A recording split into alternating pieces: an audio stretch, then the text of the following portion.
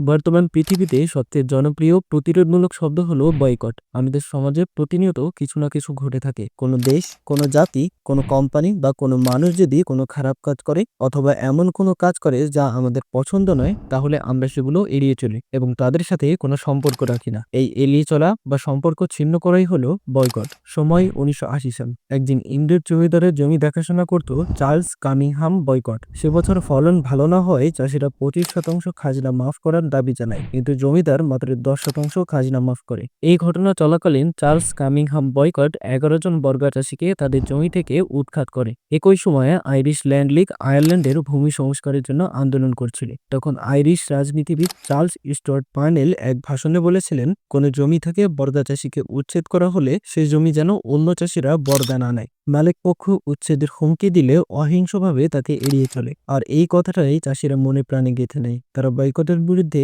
এই কৌশল বেছে নেয়। তার গৃহকর্মী থেকে দিনমজুরেরা সবাই তার কাজ বর্জন করে। ব্যবসায়ীরাও ব্যবসায়িক সম্পর্ক ছিন্ন করে।